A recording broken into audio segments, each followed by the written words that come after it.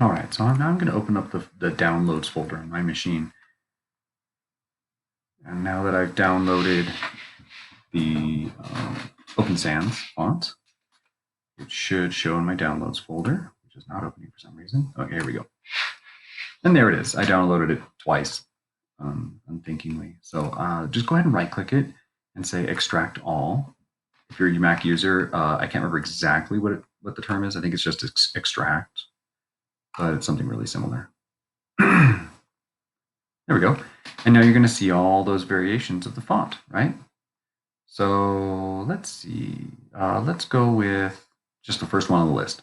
Now go ahead and just right click on it, and you're going to get a new little option on here called install, or you can say install for all users. But I'm the only one who uses this computer, so I don't really care about that. So I'm just going to say install. But you know what? Open Sans happens to be already installed on my machine. As I mentioned, I'm fond of that one. So I did find another one that I'm not fond of.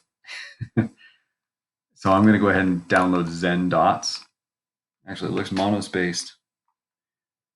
Okay, so open the folder. There's the Zen Dots zip file. So I'm going to extract it by right-clicking and hitting extract. Yep, that's fine. Pops it into the downloads folder, and then it automatically opens it for me. And then I'm going to right-click on that TTF file, which is what a text file, a font file looks like. I'm going to say install, and it installed. Cool. So it just thinks for a second, and then you should be good. I'm going to open up InDesign again.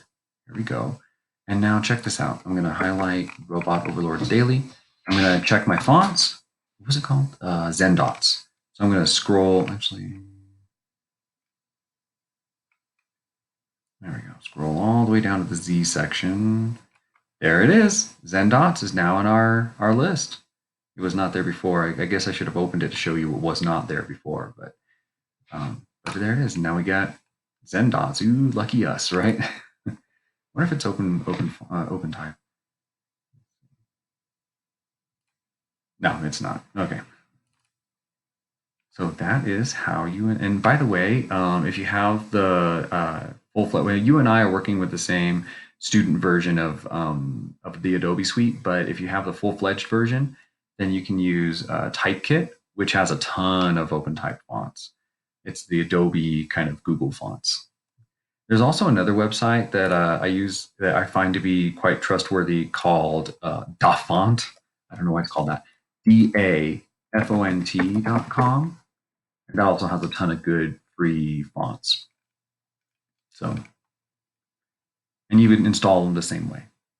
Okay, that is how you install a new font for use. And by the way, this will work for InDesign, Illustrator, and Photoshop, and everything else. In fact, it installs it on your computer, so all your apps will be able to use it. So pretty sweet. All right, that's that for installing new fonts.